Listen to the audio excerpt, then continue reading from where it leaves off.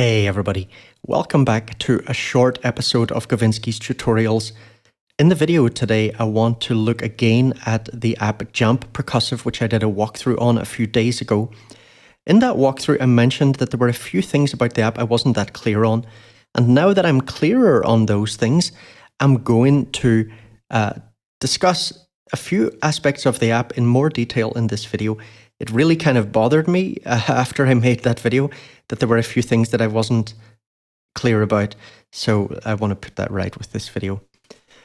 So the first thing I want to say, you open jAmp Percussive and if you're in the presets, we've got the init preset here, okay? Now, if we look at this and we look at the velocity sections for each of the different channels, the hi-hat channel, the snare channel, the kick, and so on. If we look at the velocity levels for these, there's the hi-hat, snare, and so on, then, there's nothing in there, okay? The init patch doesn't have any steps drawn in, okay?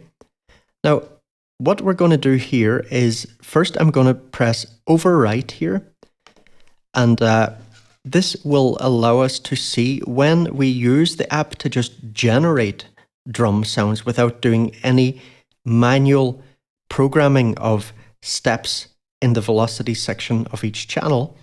When we just do, we use the mutate knob to bring stuff in. On the init patch, let's just bring up mutate and let's make sure the transport is on. So you can see here, first we're not getting any sound whatsoever. Now we are getting sound when I bring up the mutate knob. Okay, now if we bring down all of the chance levels, we'll still have sound because here the vocabulary knob is turned all the way up. That means it's not actually even paying attention to anything in the chance section. We could bring that totally down and it would still sound the same.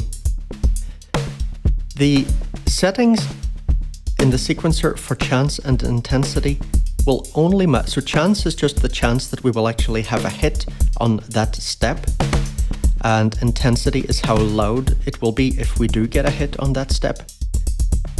These things will only matter if we bring the vocabulary knob down, and then it's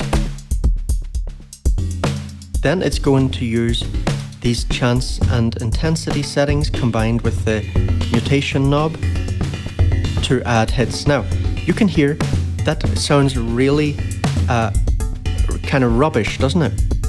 Let me bring mutate up there. So if you want to get that sounding better, the easiest way, without bothering to go in and thinking about how to set up chance, without programming anything manually, there's a few things we can do.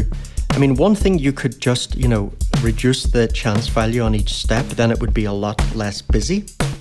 But the easiest thing to do is go to channels, click on channels, and then here, turn on decay for each of these so that the decay of all of the drums can be controlled by the mutation. Because why this init patch doesn't sound good when you bring the vocab knob down is because basically in the synth, the decay settings are very long. And so when you've got a lot of drums with long decay, it just sounds kind of rubbish, right? So that's one thing we can do. Now let's hear what that sounds like. It still might not be all that great, and so in a minute I'll tell you what you can do if you want to make it sound better. So let's try and bring vocab knob down. It should still sound a little bit better than it did a minute ago. Right, it does sound a bit better, but still the decays are too long. So let's go back to the synth section.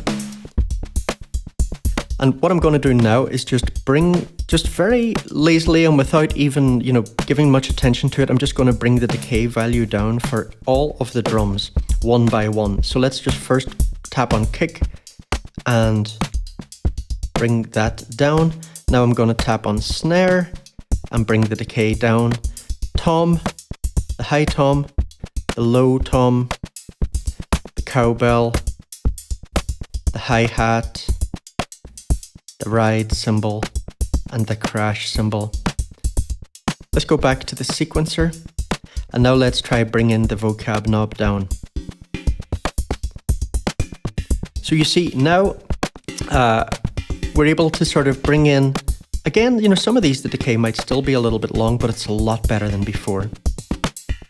So now, you know, just by changing the amount of the mutate knob and playing around with vocabulary, you know, we can get these interesting little variations. Now, by the way, another little tip, don't forget, if you don't want things to be constantly mutating, you know, maybe you want to lock into a groove for a while, then all you have to do is just bring the mutate button down. Right? Now we could put it up a little bit, maybe get some tiny variation.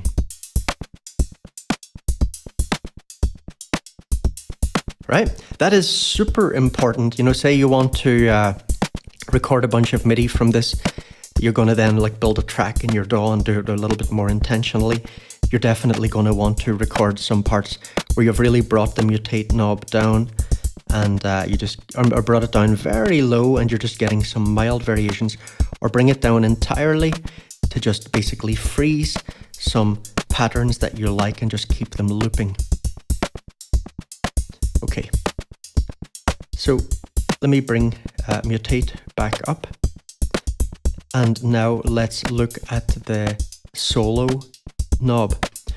So when it's using the vocabulary feature, so basically its own kind of internal logic about how to do hits in a way that sounds more musical and more like a sort of drummer would actually play them. And by the way, this is more geared towards a kind of like funky jazzy style of drumming, as you can hear. So with the vocab knob up, it's going to use that internal logic. And so if we want to hear what the solo knob does, we want to make sure that we've got at least some value in the vocab knob. If the vocab knob is all the way down, then changing this isn't going to make any difference. So let's just turn the vocab knob up full. And now let's demo this. So I had a lot of problems in the last video because I was trying to make things clear by, you know, soloing a channel and then letting you hear what various changes to these knobs did. But that was actually it's normally a good way to demo things. It was a bad way to try and demo this. So I'm not soloing anything here.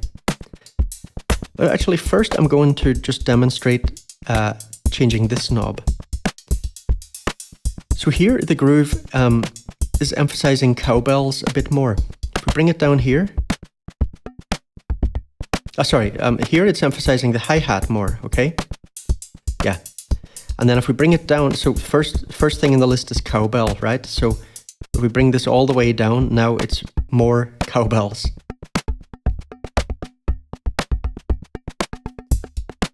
Up here, it's emphasizing hi-hats. Go in here, we got a bit of both. Now we're starting to bring in the ride cymbal more, and now it's very ride dominant.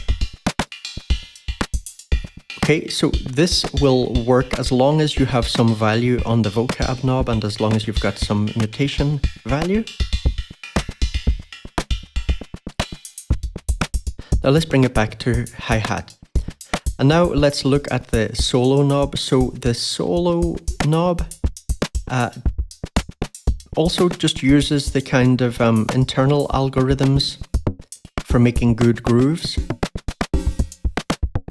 But what I have found is that you need to be very careful sometimes. So this is tied to this drop down here.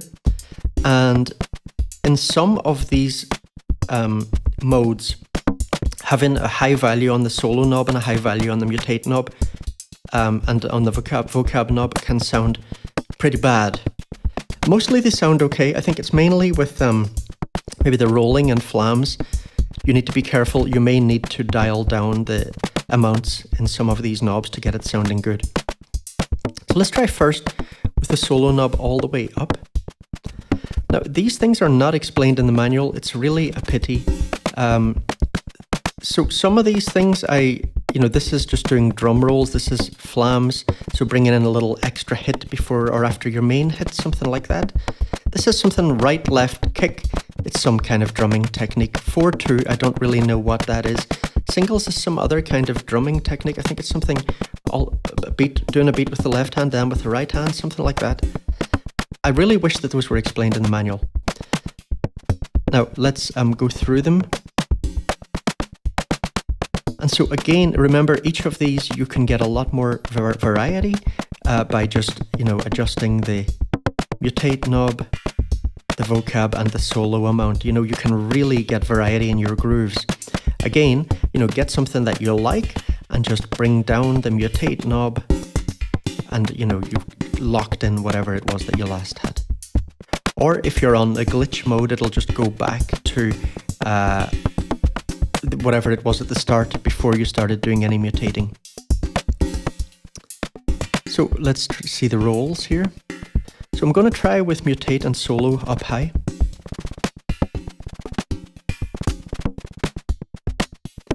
Let's bring vocab all the way up. Okay, that's sounding all good. Let's try flams. Now, see, flams I think is one of the main ones that can sound kind of rubbish if you have all of these up high. So let's see what it's like if I bring down the solo knob and the mutate knob and maybe the vocab knob a little bit, and maybe we'll leave the vocab knob. Let's just bring mutate and solo down. Now, that sounds good, right? So with the flams in particular, you really, really need to be careful with the levels of those knobs. Let's try the right-left kick one. This one I seem to remember kind of tolerates any kind of values on the mutate, vocab and solo knobs. I think this one always sounds good. And this one I don't remember ever having a time when I thought it didn't sound good. This random one, that doesn't sound very good like that, does it? So let's bring solo and mutate down a little bit.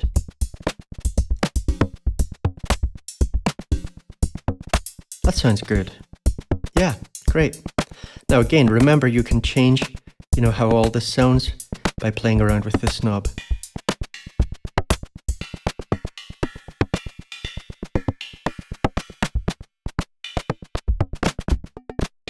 Now that's sounding not very good. Let's bring the solo knob down, bring mutate down maybe. Now that's sounding good. Now obviously, the ideal would be if it just always sounded good no matter what settings these were on.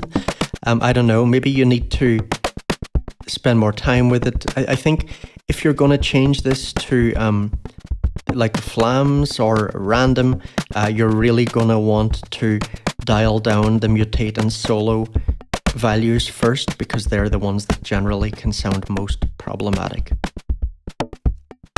Now, let's just look at one more thing that I didn't demo very well in that last video, and that was again because of soloing, straight, shuffle, and regular in halftime. Straight and shuffle, that was fine. So notice that the steps knob comes down. On straight, it's 16 steps. Shuffle changes it to 12 steps.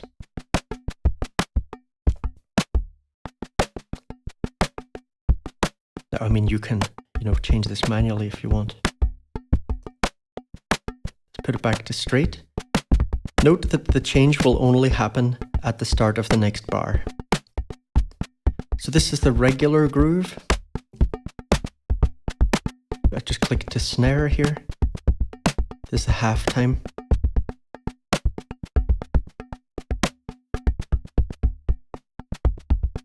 You can hear that.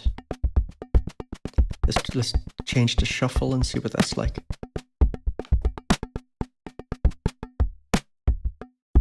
Okay, great.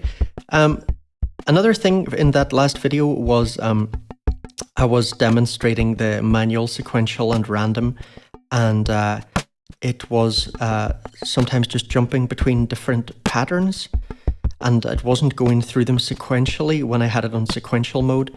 And just to explain, that's because some of the patterns were empty, so they don't get triggered.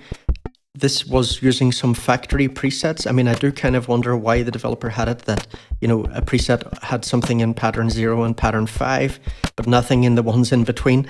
It seems very likely that that is going to confuse users when they're first trying to figure out how things like sequential and random work. But anyway, that's why. So, look, I feel a lot better having explained this clearly, and I'm really enjoying this app. I love the outputs. And again, you know, we've done all of this, all these cool grooves that we've been generating here. Haven't even had to draw a single hit into the velocity section of the sequencer. You know, this is just all it using its own internal intelligence, which for people like me who are non-drummers is really crucial, because honestly, I don't... you know, I wouldn't know how to easily create these kind of jazzy, funky grooves myself on a drum sequencer. So I've been really enjoying this app, as you can probably figure out by how many, you know, I put up a few little YouTube shorts or videos on Instagram and Twitter and stuff as well, just using it musically. So when I tend to do that, like a lot, in the space of a few days with an app, you kind of know that I've been probably really enjoying playing around with that app. And as I mentioned in that last video, I shouldn't really be playing around with this. I've got other stuff to do, but I couldn't resist. Okay, I'll see you in the next video, guys. Take it easy. Good luck.